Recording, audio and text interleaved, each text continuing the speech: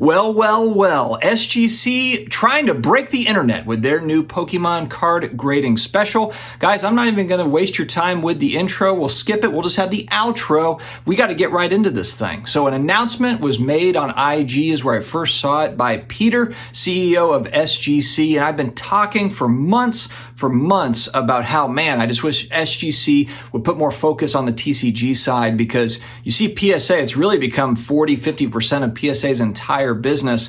Beckett has pretty decent amount of TCG, and CGC, most of their business is also in that space. And there was something like, 9 billion Pokemon cards that were printed between like 2021, 2022. I mean, the Pokemon sphere is just massive. I didn't realize how massive until the last really 12 months. It just seems to kind of snowball, just keeps on going. Now, before I continue on, let me disclose SGC is a channel partner. They are my favorite grading company, so I do have kind of a built-in bias. However, I do think that we have really 4 strong grading companies, solid options between SGC, PSA, CSG, and BGS. I think as consumers, as sports card collectors or non-sport TCG collectors, we're pretty lucky. We actually have 4 companies that are vying for business, and they all really are adequate. They do a good job in their own kind of lanes. They all offer value in different ways. And so I wanted to put that out there. But today we are recognizing SGC's big news, honestly, because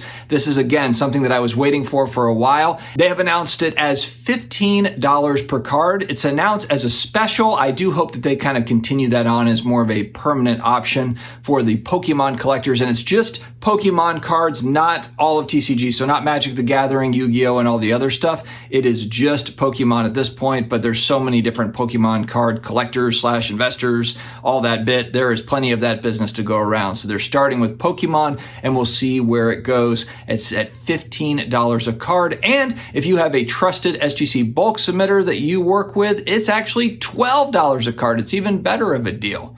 Another thing, if you haven't used SGC before, is lightning fast turnaround time. 5 to 10 business days is what they're estimating to get orders through and back. They have got the fastest service right now. I can confidently say that, regardless of whether it's sports cards or non-sports, whatever it is. They are very, very quick on the turnaround. Customer service, very, very good. So with this news, I'm excited to see what the gem rate data looks like over the next month, 2 months, as these cards